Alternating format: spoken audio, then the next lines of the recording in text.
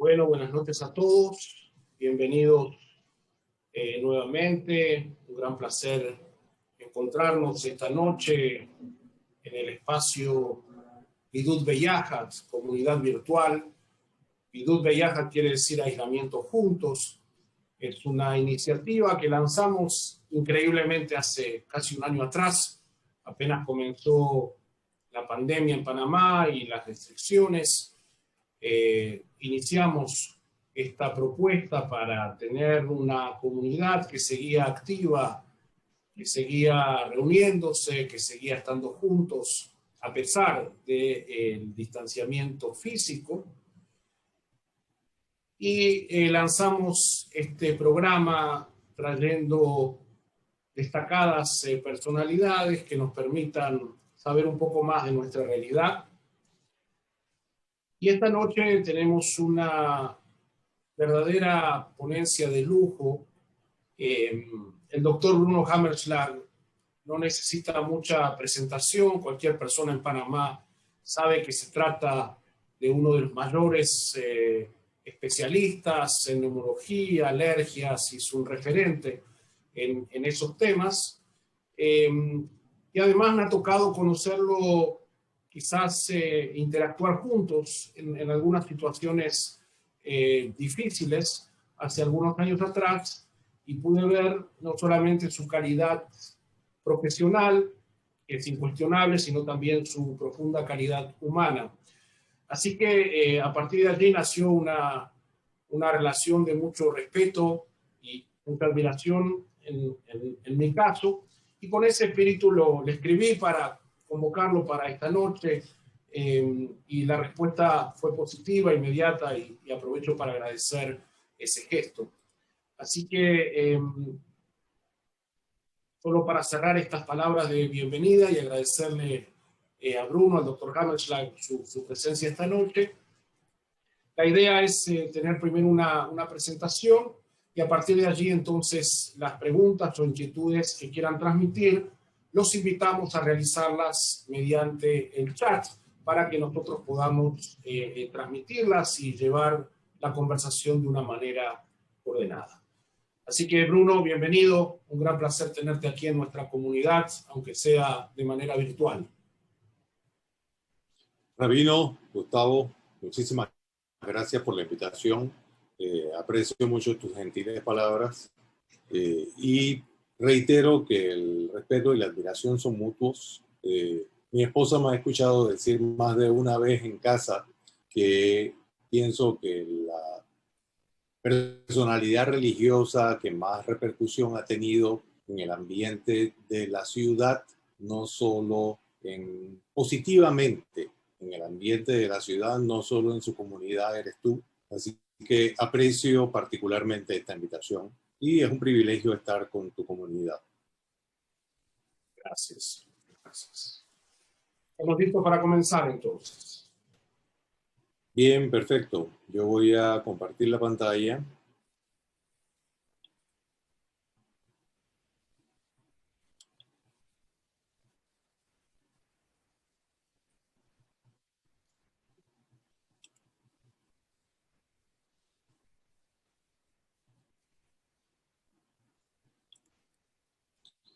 Bien, y hoy vamos a repasar, voy a tratar de ser lo más rápido posible para repasar algunos conceptos actuales después de un año de pandemia. ¿Qué es lo que tenemos? ¿Cuál es el estatus actual? ¿Cuál debe ser nuestro manejo frente a la pandemia? ¿Qué información tenemos respecto al manejo de los pacientes hoy y respecto a las secuelas que ya después de un año de pandemia estamos viendo con bastante frecuencia?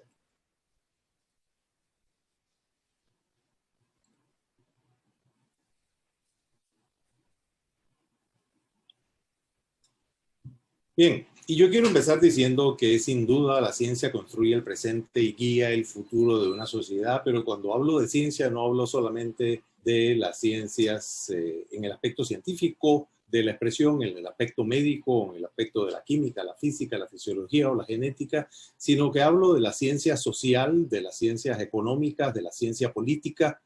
Todo está básicamente fundamentado en ciencia y Esto trae como consecuencia que podamos hablar de los retos que nos ha traído la pandemia.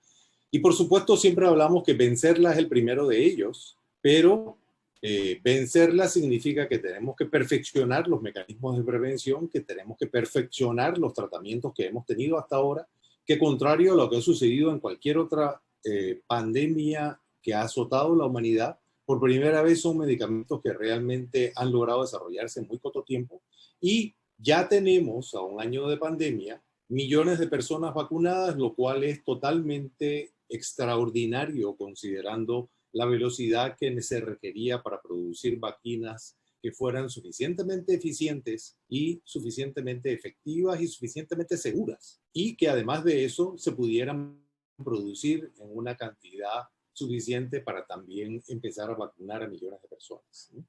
En este momento se considera que en el mundo podría haber ya más de 50 millones de personas vacunadas a básicamente un mes después de haber empezado la vacunación masiva. Así que eso es totalmente novel para cualquier pandemia. Por otra parte, tenemos las emergencias humanitarias que han venido a raíz de la pandemia y solo en 2020, en diciembre, se hizo el cálculo de que esta pandemia en el mundo había traído por lo menos 150 millones de nuevos pobres extremos, no nuevos pobres, y que 37 millones de ellos estaban en América, en el continente americano. Así que esto obviamente nos lleva a un sufrimiento más allá de la enfermedad, a la existencia de hambre, de pobreza, de sufrimiento físico y mental que nos ha traído la pandemia y del que todavía vamos a ver mucho más de lo que hemos visto hasta ahora. Esto obviamente nos lleva a reestructurar finanzas públicas y privadas y, como diría un amigo economista en los Estados Unidos, esto implica no necesariamente ganar más dinero, sino aprender a gastar más sabiamente el dinero que tenemos. Esto, por supuesto, implica una reestructuración de una economía mundial, pero también de una economía personal. Y tenemos que ver esta pandemia como la primera práctica que nos están dando, porque simplemente, bienvenidos a la realidad, y voy a dedicar un slide entero a eso, van a venir nuevas pandemias, y mucho antes de lo que estamos pensando. Y yo me atrevería a asegurar que cualquier persona que esté en el auditorio menor de 60 años va a volver a ver una pandemia en su tiempo de vida. ¿Cómo debemos invertir individualmente para protegernos? Bueno, las medidas de cuidado de protección personal las vamos a revisar en un momento, pero es importantísimo que aprendamos a protegernos de la infodemia. Esta pandemia es la primera en la historia de la humanidad que viene en un momento en el que las redes sociales son un medio de comunicación todavía más efectivo y más acudido que cualquier otro medio de comunicación en el mundo. Y esto nos trae como consecuencia lo que hoy hemos llamado infodemia, que es una explotación de información errada o de información intencionalmente errada para confundir o para llevar alguna idea.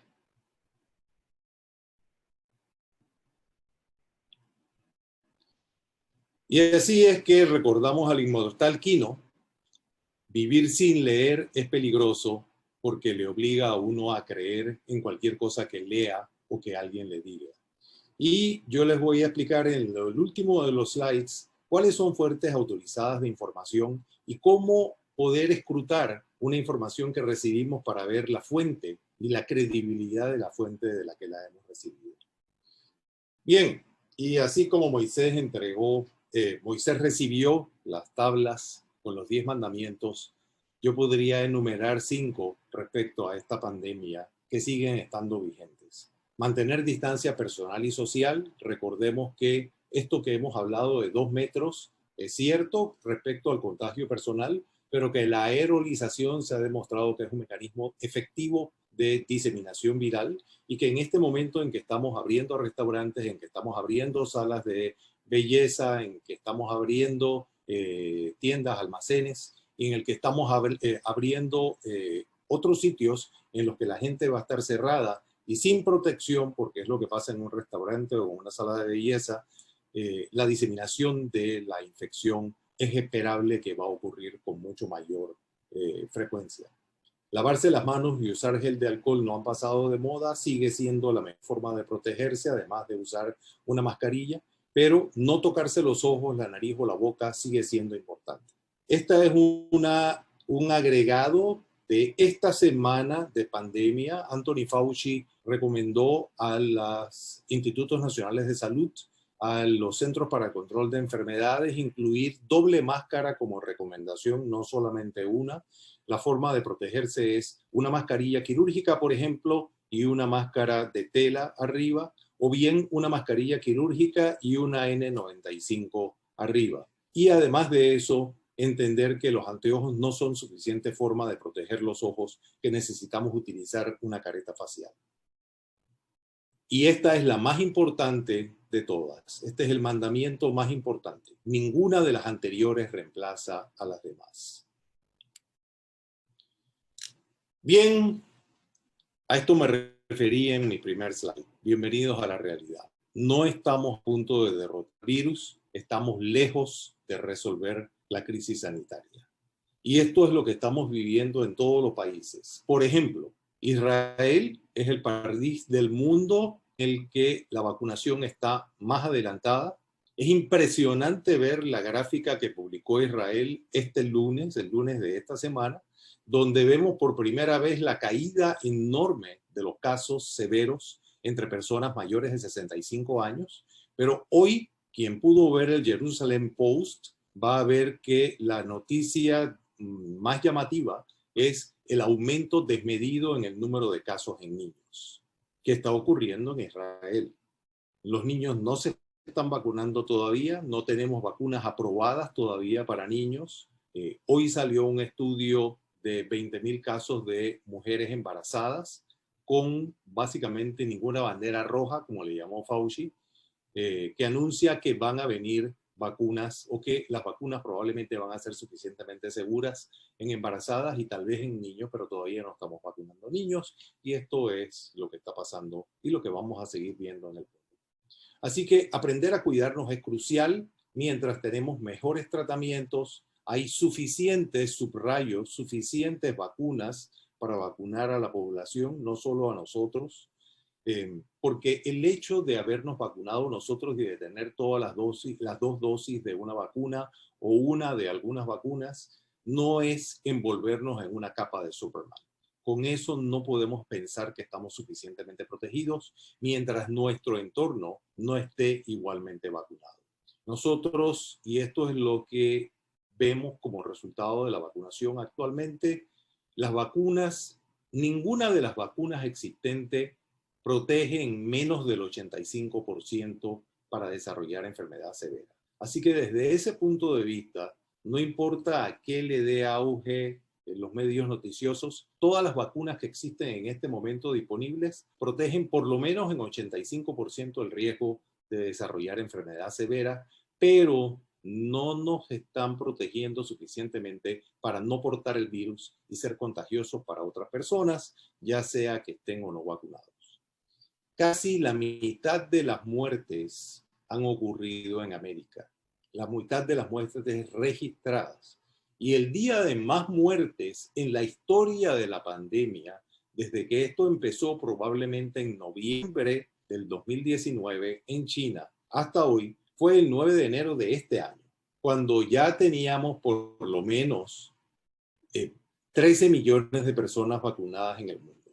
Así que esto simplemente va a continuar. Y las personas que estén esperando inmunidad de rebaño, pues les digo que la ciudad del mundo en la que pensábamos que teníamos la mejor inmunidad de rebaño era Manaus, en Brasil, porque se pensaba que por lo menos entre 85 y 90% de la población había sido ya infectada. ¿Y qué es lo que pasó? Que surgió una cepa multiresistente en Manaus que tiene la capacidad de ser mucho más contagiosa y esa cepa y la cepa de Sudáfrica probablemente no son sensibles a los tratamientos con anticuerpos monoclonales que existen en este momento, que fueron los que le aplicaron al presidente Trump. Vamos a ver de eso también al final cuando hablemos de tratamiento. Pero esta pandemia está álgida, sigue y pensamos que va a seguir por mucho tiempo con varios repuntes a través del tiempo. Bien, ¿cómo se evita un confinamiento? ¿Cómo evitamos tener que confinarnos? Bueno, las primeras medidas ya las repasamos. Uso generalizado de doble mascarilla y careta facial, el distanciamiento personal, el lavado de manos y el uso de gel de alcohol. Pero además de eso, tendríamos que tener suficientes centros de diagnóstico que estén ampliamente distribuidos en un sitio dado, ¿no? Y no solo de diagnóstico, sino centros de vacunación eventualmente. Israel cuenta con más de 400 centros de vacunación, una superficie territorial que es realmente pequeña, a pesar de que tiene 9 millones, un poco más de 9 millones de habitantes. La Universidad de Johns Hopkins hace aproximadamente 6 meses hizo un curso para trazabilidad, un curso para entrenar trazadores que solamente dura 2 horas y media. Ese curso se ha considerado el mejor que existe para entrenar trazadores. Y si pensamos en eso, es difícil explicarnos por qué en todos los países no hay cientos o miles de trazadores haciendo pruebas diagnósticas para poder encontrar los sitios de un país en los que hay mayor probabilidad de infectarse y en todo caso ayudar a confinar a un sector de esa población en donde está habiendo el pico de casos. Así que la solución está no solo en vacunación, sino en hacer diagnósticos tempranos, tener muchos centros capaces de hacerlo y hacer un confinamiento voluntario de los contactos, pero para el cual en una población como la nuestra, en la ciudad de Panamá, antes de empezar la pandemia, pensábamos que había aproximadamente 45% de economía informal. Estas personas ganan hoy para poder mantenerse mañana. Es imposible pedirle a una persona que está en esa condición económica que se confine por 15 días. Esa persona tiene que darle de comer a sus hijos. Así que la única forma de confinar a una persona como esta es proveerle los medios para confinarse y de esa forma se va a poder ayudar a controlar una pandemia. Bien, y estos son estadísticas del 9 de enero, justamente el día que hubo mayor mortalidad en el mundo. Y miren el número de muertes. El número de muertes en América es equivalente al número de muertes entre Europa y Asia. Por supuesto, estamos hablando de muertes registradas, ¿no? Vemos como en Oceanía, donde en Australia y Nueva Zelanda, por ejemplo, el manejo de la pandemia ha sido extraordinario, el número de muertes es bajísimo. Bien, y ahora vamos a hablar de las características que ponen en riesgo de enfermedad severa a una persona. Todos ustedes han escuchado que tener más de 65 años y fumar y tener enfermedades crónicas, hipertensión, diabetes, etcétera, son causas de alto riesgo. Todos ustedes se saben eso. Pero yo quiero llamarles la atención sobre 3 hechos específicos que sí han cambiado y que hemos aprendido a través de la pandemia. Número 1, que los muchachos y las personas que fuman cigarrillos electrónicos tienen igual riesgo que los fumadores de tabaco. 2, que no es solo las personas que tienen obesidad mórbida quienes tienen un riesgo aumentado de enfermedad severa, sino que ahora sabemos que es cualquier persona que tiene exceso de peso definido como 30 kilos por metro cuadrado de superficie corporal. Y 3, sobre todo en los últimos 2 meses, hemos sabido la importancia de la relación del microbioma intestinal, de los microbios que habitan en la cavidad oral y en la cavidad, en el intestino de una persona en relación al riesgo de enfermedad severa.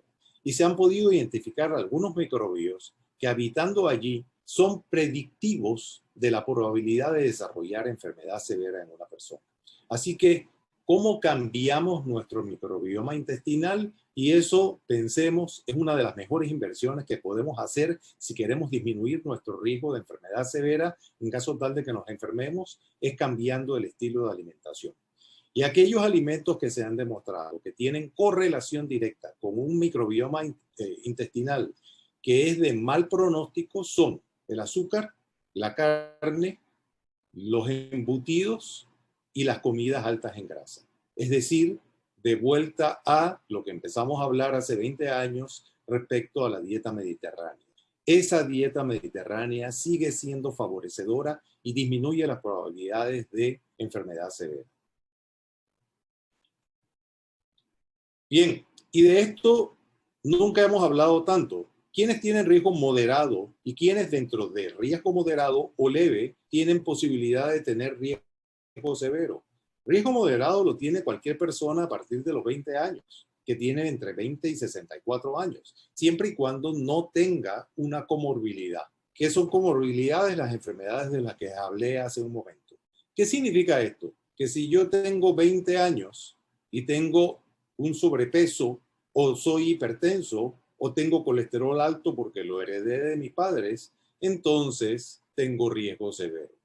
Que si yo tengo menos de 20 años y tengo cualquiera de esas condiciones, ya estoy en riesgo moderado. Y que las únicas personas que realmente tienen riesgo leve son las personas que son menores de 20 años y no tienen ninguna de las condiciones de las que hablamos hace un momento.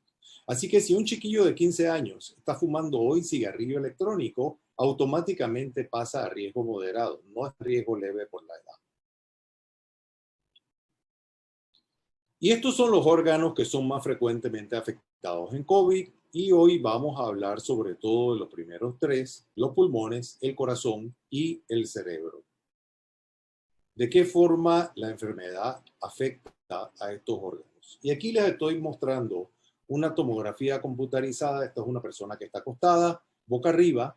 Este es el pecho, este es el hueso del esternón en el centro del pecho y esta es una vértebra, es decir, que la persona está acostada boca arriba y lo que estamos viendo aquí son las costillas de blanco. Estas manchas negras grandes son los pulmones y aquí en el centro está el corazón. Todas las rayitas blancas que ven aquí son vasos sanguíneos que entran y salen a los pulmones. Esto es la tomografía de una persona con pulmones completamente normales. Y ahora les voy a enseñar cómo se ve esa misma tomografía en un corte en el que estos son los hombros, es decir, esta es la parte de arriba de los pulmones, esto es lo que llamamos un corte coronal, esta es la parte de abajo de los pulmones y esto es el corazón en el medio. Y otra vez toda la parte negra son los pulmones. Estos son pulmones normales. Y ahora les voy a enseñar cómo se ven los pulmones de alguien que tiene una neumonía por COVID. Miren esto. Todas las manchas blancas, otra vez en el primer corte, todas las manchas blancas corresponden a neumonía por COVID, áreas que no están recibiendo ventilación, áreas que no contribuyen al paso de oxígeno a la sangre. Miren esto, es impresionante la cantidad de pulmón afectada aquí. Y miren el corte coronal, esta persona está respirando con esta parte y esta parte de los pulmones solamente. Esto es una neumonía por COVID y esto lo vemos todos los días en los hospitales.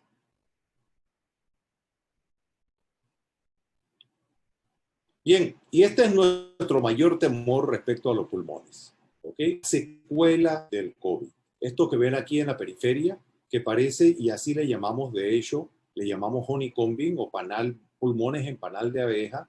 Estos son cicatrices que sabemos que deja el COVID en algunas personas y que en algunos lo que hace el virus es activar un gen que estaba escondido o dormido y que hace que estas cicatrices puedan reproducirse posteriormente cuando ya pasó el periodo de inflamación aguda.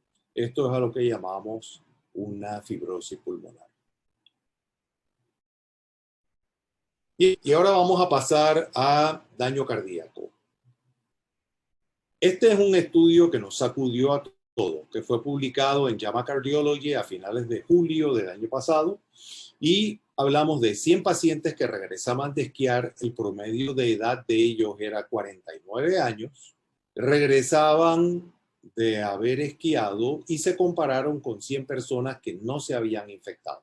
Todas estas 100 personas estaban recuperadas del COVID, no tenían síntomas cardiovasculares y ya habían pasado 2 meses de su enfermedad. Así que todos ellos se sentían sanos. ¿Y qué fue lo que demostró el estudio cardíaco? Que 78% de ellos tenían daños estructurales en el corazón, que 76% de ellos todavía después de 2 meses tenían marcadores en la sangre que hablaban de que probablemente habían tenido la decisión similar a un infarto y que 60% de ellos todavía en ese momento tenían marcadores obvios de inflamación cardíaca que estaba activa. Repito, todas estas personas se sentían recuperadas, ninguno tenía síntomas cardiovasculares y ya habían pasado 2 meses de la enfermedad. Así que eran gente sin ningún síntoma. Cuando en el mismo mes se publicaron estudios de personas de 85 años que habían muerto por COVID, se demostró que el porcentaje de ellos que tenían daño cardíaco obvio en autopsia era también 2/3 partes de todos los afectados. Así que el daño cardíaco era mucho más frecuente y de lo que nos hubiéramos imaginado y había ocurrido en personas que no tenían absolutamente ningún síntoma y que no se habían dado cuenta. Pero si este estudio nos impresionó a todos, este nos impresionó aún más. Este fue un estudio que se hizo en muchachos, atletas de una universidad, todos atletas competitivos, todos ellos con un promedio de edad en el grupo de 19.5 años.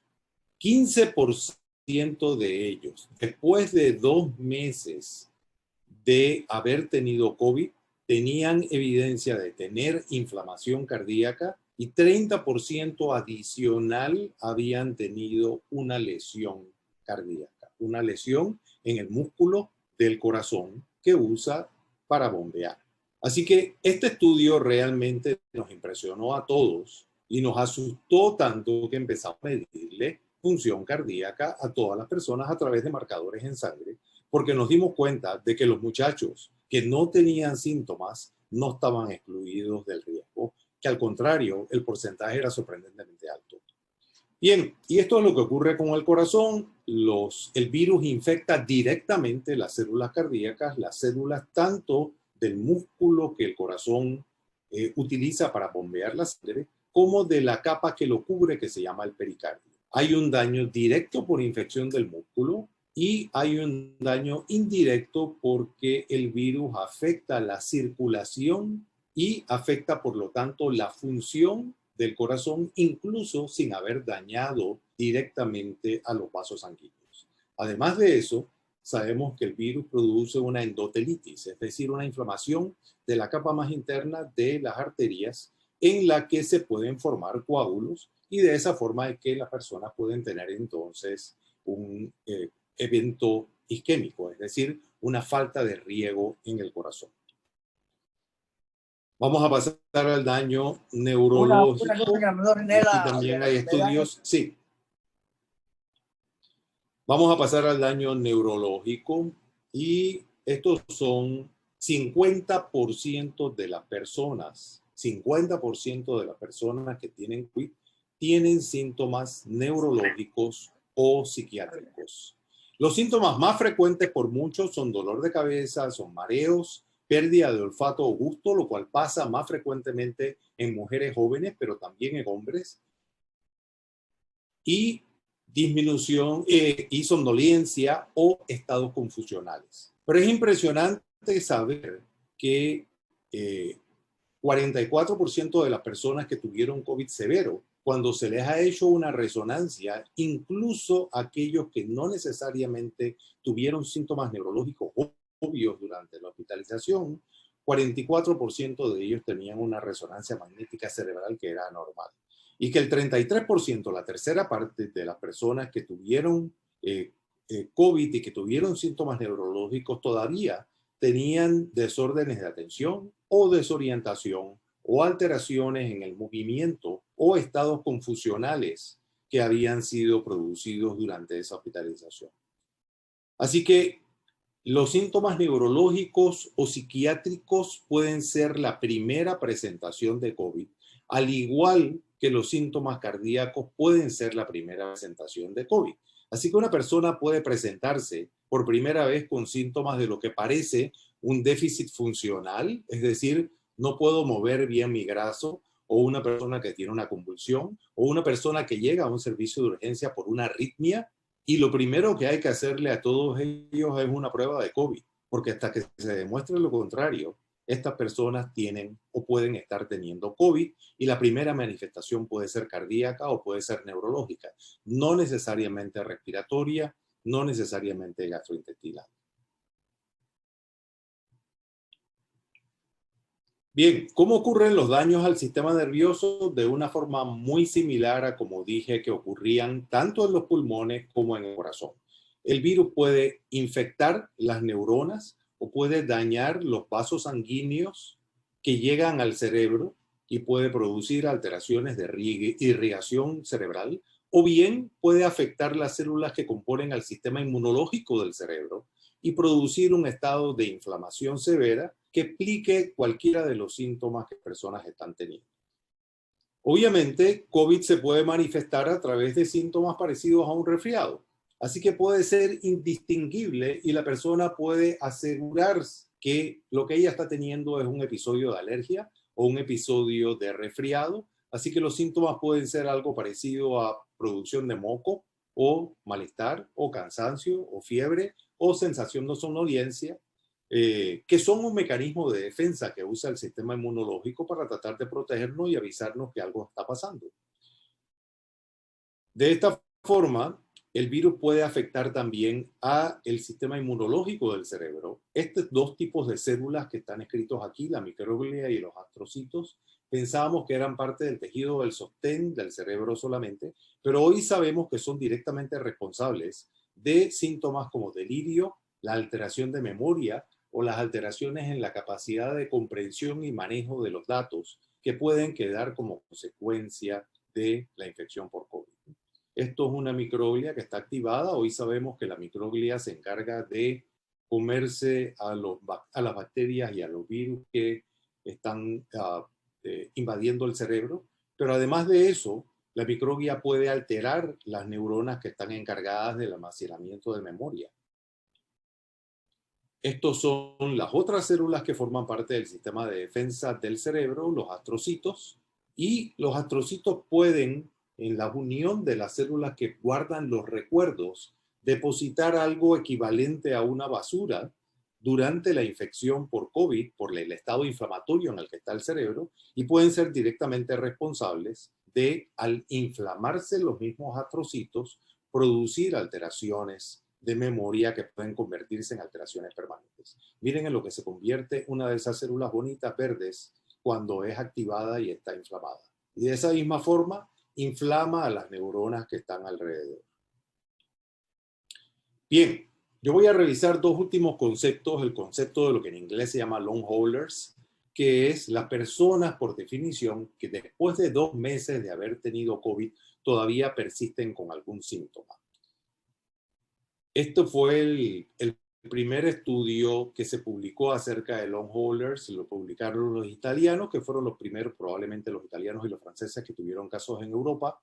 Y lo interesante de esto es que más de 2 meses después, 80% de las personas que tenían síntomas persistentes no habían recibido soporte ventilatorio, es decir, no se presentaba mayormente en personas que habían tenido COVID severo, sino que podía presentarse también en personas que habían tenido COVID asintomático o muy poco sintomático.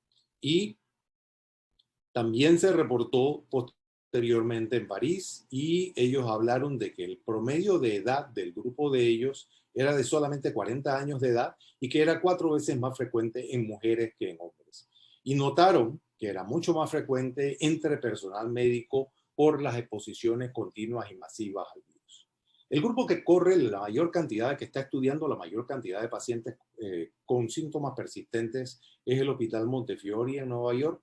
En septiembre reportaron 1.500 pacientes long haulers en su clínica de COVID y los 2 síntomas más frecuentes eran fatiga y tos, pero también había persistencia de dolores, de falta de concentración y de pérdida de olfato y de gusto en estas personas, ¿no? Hoy sabemos que aproximadamente 10% de las personas que van a tener COVID van a tener algún síntoma que persiste después de 2 meses. Y hay algo a lo que quiero llamar la atención, que es esto que por años hemos llamado un síndrome de fatiga crónica. Y todos recordamos y hemos escuchado, si no sabíamos de ella, de la pandemia mundial de 1918-19, en la que murieron entre 50 y 100 millones de personas en el mundo, a pesar de que los medios de comunicación eran mucho menos de lo que tenemos ahora, pero el conocimiento de los virus en ese momento era básicamente nulo. Y quiero llamar la atención sobre esto, que es un dato que casi no he oído mencionar respecto a esta pandemia. En 1918, cuando se acabó la pandemia de influenza, hubo 5 millones de personas sobrevivientes que quedaron en un estado que realmente era de animación suspendida. Y aquellos de ustedes, en ese momento se llamó encefalitis letárgica, hoy sabemos que es un estado de inflamación persistente en el cerebro, y aquellos de ustedes que recuerdan la película Awakenings, que ganó premios de la Academia, que fue actuada magistralmente por Robert De Niro, estábamos hablando de estos sobrevivientes de la pandemia de 1918 y 19 que quedaron literalmente en un estado de animación suspendida, para los cuales los propulsores de dopamina resultaron ser una solución para muchos de ellos. Bien, y por último voy a hablar de los tratamientos. Hoy, como dijo Anthony Fauci, cuando en junio, hablamos del primer medicamento que parecía ser efectivo para el tratamiento del COVID, que fue el Remdesivir. Sabíamos, como cuando ocurrió la pandemia de HIV, de síndrome de inmunodeficiencia adquirida, él dijo que en esa misma oficina, en 1990, habían discutido respecto a la sidobudina, que fue el primer medicamento que hubo para tratar el síndrome de inmunodeficiencia adquirida. Y lo que dijo Fauci fue que cuando la sidobudina fue discutida en ese mismo salón, sabían que no era un gran medicamento. Sabían que iba a ayudar a muy pocas personas, pero era el primer medicamento que era efectivo y anunciaba que iba a venir medicamentos mejores. Lo que ha pasado con COVID es que con una velocidad inusitada también estamos teniendo nuevos medicamentos que muestran algún grado de función. Y el primero fue Remdesivir, que en realidad lo que mostró fue que en pacientes con enfermedad severa acortaba el periodo de hospitalización por 4 días. Luego se demostró que la dexametasona y que los corticoides también eran sumamente útiles para disminuir la mortalidad, probablemente más que el Remdesivir, pero en personas que tenían una concentración de oxígeno baja. Y quiero recalcar esto porque este mismo medicamento, los corticoides, han demostrado ser perjudiciales al principio del tratamiento.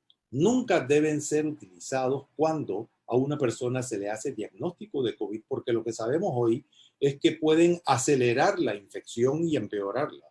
Pero esta es una enfermedad que hasta donde sabemos hoy ha demostrado tener ventanas de oportunidad para los medicamentos disponibles hoy.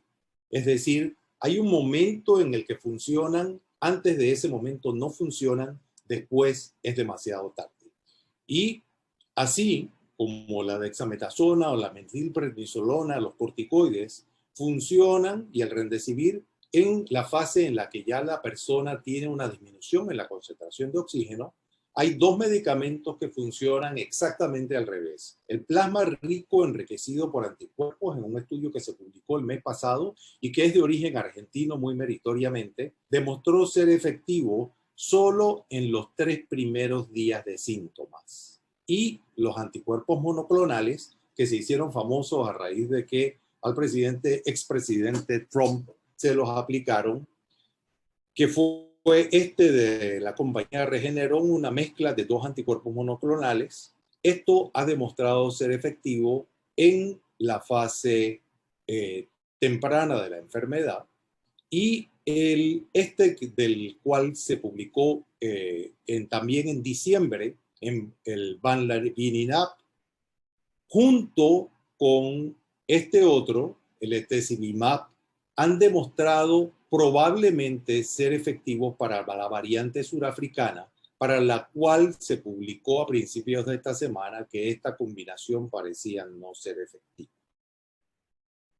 Respecto a varios otros medicamentos que ustedes han escuchado en las redes sociales o que han leído de ellos, el Favipiravir, que es un medicamento que se ha utilizado en Japón para virus de influenza y que se ha utilizado en Rusia y en algunos países de Asia para este virus de COVID. Todavía no estamos seguros. El Tocilizumab se publicó hoy un estudio como otra fase del estudio Recovery que mostró ser útil en personas con enfermedad severa.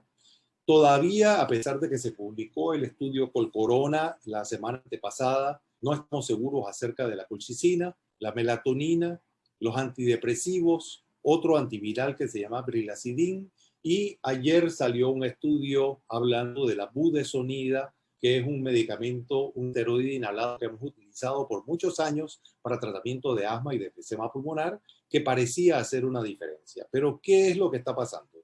Que con las redes sociales y los medios de comunicación estamos mucho más conscientes ahora de cosas que salen en una primera fase, que es lo que llamamos preprints. Salen publicaciones de los inicios del primer estudio de un medicamento que nada más se ha probado en 20 personas. Y entonces todo el mundo se entusiasma con él y el mercado se agota porque la gente empezó a comprar hidroxicloroquina cuando pensábamos que la hidroxicloroquina funcionaba. Ya sabemos hace meses que no funciona y todavía hay propulsores de ella, pero todo esto fue resultado de preprints, publicaciones que todavía no estaban validadas, y cuando salieron los estudios grandes se demostró que era falso, pero la gente siguió creyendo en ellos. Y quiero darles dos fuentes de acceso libre. NewsGuard es una publicación, es un app que ustedes pueden bajar en su teléfono celular y que pueden utilizar. Y cuando vean el título de una publicación, ustedes sencillamente lo escriben allí y les va a decir cuál es el grado de credibilidad de esa publicación. Así que de esta forma pueden saber si lo que están leyendo realmente viene de una fuente confiable o no. Y para buscar información actualizada, aquí hay dos fuentes de información que publican cartas de salud a las cuales uno puede suscribirse y que incluso son una parte de ellos. Por ejemplo, mayoclinic.org es de acceso gratuito, parte de la Carta de Salud de Harvard también es de acceso gratuito y pueden ser consultadas. Y la cosa grandiosa que ha hecho la literatura médica en esta pandemia es que ha puesto básicamente de libre acceso más del 90% de la información que hay acerca de COVID. Así que cualquier persona sin estar suscrita en temas de COVID puede tener acceso a ella. Estos son dos fuentes muy confiables de información en las cuales pueden buscar. Así que, por favor, no crean todo lo que leen. La mayor parte de lo que están leyendo respecto a un medicamento nuevo o a un descubrimiento todavía no está suficientemente validado. Yo creo que podemos parar aquí y podemos abrir un periodo de preguntas si ustedes quieren. Bueno, excelente, Bruno, muy claro, muy abarcador, un poco impactante, ¿no? Pero como tú dijiste, nos planteaste la realidad como estamos, y creo que eso al final nos ayuda a entender un poco dónde estamos parados. Invitamos a todos a que transmitan vía chat inquietudes o preguntas. Te transmito las primeras dos que llegaron, me imagino que ahora van a llegar más. ¿Qué sabemos sobre si las secuelas desaparecen con el tiempo? Tú mencionaste, ¿no?, de este periodo posterior a 2 meses, pero se supone que algunas irán desapareciendo o no.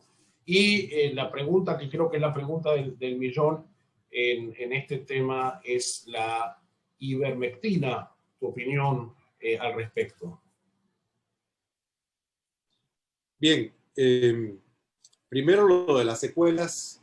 Desafortunadamente, estamos apenas a un año de pandemia y los long haulers fueron aquellos que que portan síntomas a largo plazo, fueron descritos por primera vez a 2 meses o 3 meses de que la pandemia invadió Italia. Así que tenemos muy poco tiempo de evolución con ellos. Sabemos que hay algunas personas que todavía portan con síntomas y que no podemos predecir con suficiente grado de certeza el tiempo o cuántos de ellos se van a recuperar por completo. Ciertamente que hemos visto personas que se han recuperado. Nosotros tenemos una cantidad importante de long haulers en Panamá y hay clínicas de long haulers, sobre todo en los hospitales públicos, Tanto la Caja de Seguro Social como el Ministerio de Salud tiene clínicas ya inauguradas de long haulers, pero todavía no sabemos cuánto tiempo van a durar esos síntomas, ni tenemos un índice predictivo que permite decirle a una persona, tus síntomas van a durar 6 meses y se van a ir, y los tuyos van a durar 6, 9 meses y se van a ir. No lo sabemos, esa es la realidad. Y por otra parte, la siguiente pregunta era ivermectina, y yo quiero aprovechar tu comentario para decir que la ciencia va más allá de las opiniones, que tenemos que fundamentarnos en hechos científicos demostrados, y que los dos estudios grandes que han sido publicados acerca de ivermectina no muestran validación de que la ivermectina sea útil. Dicho esto, estamos esperando probablemente en el próximo mes y en el siguiente mes los resultados de dos estudios que probablemente van a ser los más grandes que se han hecho acerca de ivermectina. Así que ivermectina, the jury is still out, ¿ok? Es decir, todavía estamos esperando la data, pero lo que sabemos hasta ahora en los estudios mejor hechos, bien controlados, es que no funciona, ni como prevención, ni como tratamiento. Es posible que si me preguntas en 1 o 2 meses te diga algo distinto, pero la información que tenemos hasta hoy, la información más clara y más objetiva es que no funciona. Gracias. Yo creo que uno de los temas fascinantes, por llamarlo de alguna manera, en toda esta realidad de la pandemia, es que aquellos que estamos fuera de ese mundo de las ciencias médicas, estamos asistiendo al proceso de aprendizaje, ¿no? Que siempre teníamos claros los resultados o la confianza en que la ciencia tenía las respuestas, y ahora estamos viendo en vivo y en directo el proceso de aprendizaje, y eso de alguna manera nos incomoda, ¿no? Pero bueno, sigo con Exactamente, eso es un muy buen punto, es un muy buen punto. Yo creo que la ciencia es una disciplina maravillosa en el sentido de que probablemente es la disciplina que tiene la mayor capacidad de aceptar que se ha equivocado y de enmendar el camino. Solo que las personas están viéndolo en vivo y en directo en este momento en todo el mundo. Así es, así es. Vuelvo al tema de secuelas. Vuelvo, no, te cito las preguntas aquí. Uno, las secuelas pueden ser igual de severas en pacientes que tuvieron COVID fuerte o que tuvieron COVID leve. Y si una persona asintomática curada puede tener secuelas. Absolutamente, son dos excelentes preguntas. Ya vimos que 80% de las personas que tienen síntomas después de 2 meses no tuvieron COVID severo. Así que son más frecuentes en personas que no han tenido COVID severo. Y en efecto, si recordamos los slides respecto a enfermedad cardíaca, una buena parte de las personas que tuvieron o de quienes se demostró que habían tenido enfermedad cardíaca, los muchachos con promedio de edad de 19 años, los que habían vuelto de esquiar con promedio de edad de 49 años, ellos no tenían síntomas y habían tenido secuelas, y habían tenido secuelas muy serias. Así que todo el mundo que tiene COVID debe acudir a un médico. Nadie piense que puede guiarse, y esto es lo primero que yo le explico a mis pacientes, es la primera frase que utilizo: nunca te guíes por cómo te sientes. Tenemos que documentar qué es lo que te está pasando. Todas las personas deben hacerse exámenes periódicos de sangre, todas las personas deben acudir a un médico en quien confíen para recibir asesoría. Me paso al tema de las vacunas. Preguntan qué opinas sobre las diferentes vacunas, especialmente la rusa. Bien.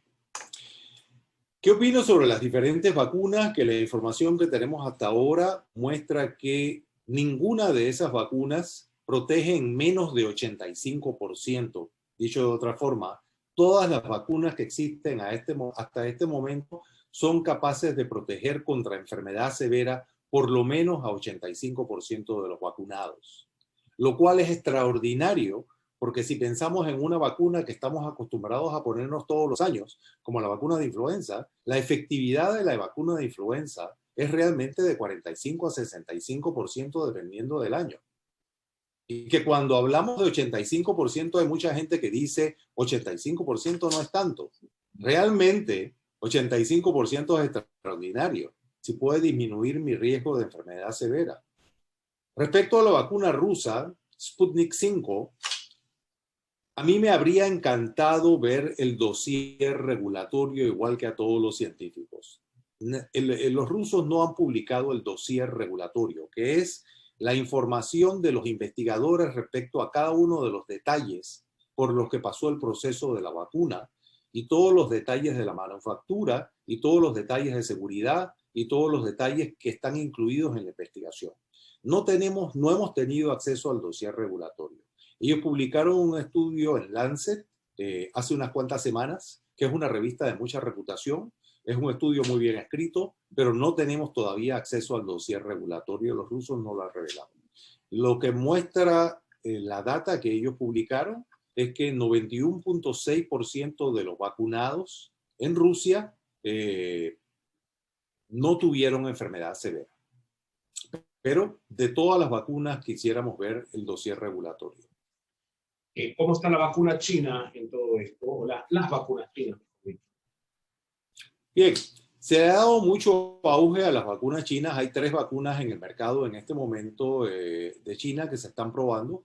Y, repito, se le dio mucho auge en las redes sociales al hecho de que en algunos países como Brasil la vacuna china había sido solamente 56% efectiva para disminuir, para evitar infección. Pero repito, incluso en esa vacuna de Sinovac, que es la tercera vacuna china, por lo menos protege en 85% contra riesgo de enfermedad severa, lo cual es muy significativo, ¿no? Yo creo que lo importante para que deben recordar todas las personas que se vacunen algún día es que no tienen una capa de Superman puesta, que las vacunas están protegiendo muy efectivamente contra la posibilidad de enfermedad severa, pero que no están protegiendo suficientemente contra la posibilidad de adquirir el virus y de poder transmitirlo a otra persona. Cambiamos de tema. ¿Existen referencias del comportamiento del virus en aquellas personas que se han contagiado por segunda vez? Preguntan por aquí. Sí, y si bien es cierto, no son tantos aparentemente, lo que pensamos es que una buena parte de los segundos contagios han sido asintomáticos o han sido de síntomas muy leves que las personas descartaron porque pensaron, ya me dio COVID, así que esto tiene que ser un resfriadito. Sin embargo, sí hay reportes de enfermedad severa y hay reportes de muerte. Ya hubo una mujer en el estado de Washington que tenía un cáncer para el cual estaba recibiendo tratamiento, cuya segunda infección fue más severa y la mató.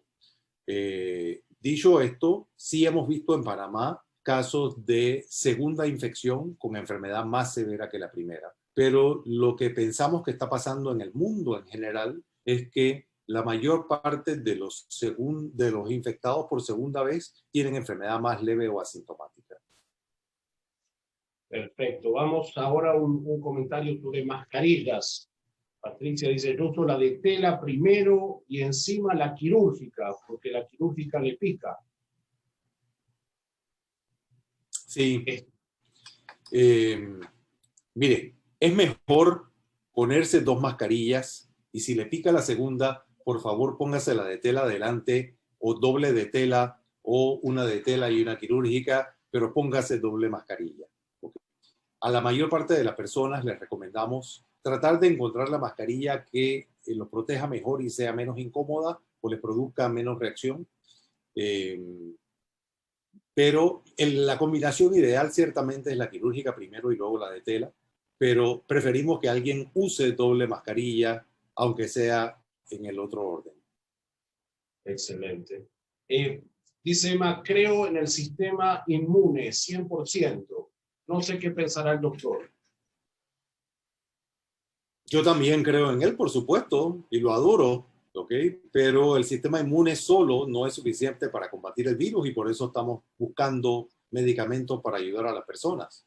La mejor forma de tener, que sabemos hasta ahora, de tener un sistema inmune competente es cambiar nuestro estilo de alimentación y hacer ejercicio regularmente. Y yo hablé del estilo de administración, de alimentación del que estaba demostrado que podía disminuir la probabilidad de enfermedad severa. No carne, no azúcar, no embutidos, no comidas grasosas, muchos vegetales, muchas frutas, granos predominantemente integrales, nueces de todos tipos, aceite de oliva, mucha agua y ejercicio. Ese seguro no fue un estudio hecho en Argentina, ¿no? El de no carne. Pero bueno, hay que seguir las recomendaciones al respecto. Sí hay lugares donde esto sería un pecado decirlo, ¿no? Pero aún así hay que decirlo, hay que promoverlo. Así es. Pregunta, ¿qué pasa si una persona no sabe que está enferma de COVID y se pone vacuna? Bien, esta es una magnífica pregunta. Y esto de hecho ha pasado, ¿ok? Porque sabemos que hay personas que han desarrollado síntomas a un par de días de haberse vacunado, lo cual significa que ya estaban incubando el virus. Bien, la información útil y buena acerca de esto es que la vacuna no ha incrementado los síntomas ni ha hecho que se convierta en una enfermedad más severa. Tampoco, desafortunadamente, la ha hecho más leve, porque los anticuerpos que se producen y las células, hay inmunidad humoral, que es la producción de anticuerpos, e inmunidad celular, que son linfocitos predominantemente tipos B y T, que dan inmunidad celular. Se necesita aproximadamente 2 semanas de la primera vacunación para empezar a tener títulos suficientes de anticuerpos protectores y 1 semana después de la segunda vacunación para decir que estamos adecuadamente protegidos. Así que la vacuna no los protegió porque no había tiempo de que hubiera funcionado, pero tampoco hay evidencia ninguna de que haya empeorado los síntomas o haya hecho que estas personas hayan tenido enfermedad más severa. Pregunto yo ahora, ¿qué mensaje le podemos dar a esto a gente antivacuna o a aquellos que promueven desafortunadamente cierta resistencia a todo el esfuerzo de vacunación? Mira, Gustavo, hay 14 desórdenes cognitivos que han sido descritos y bien documentados.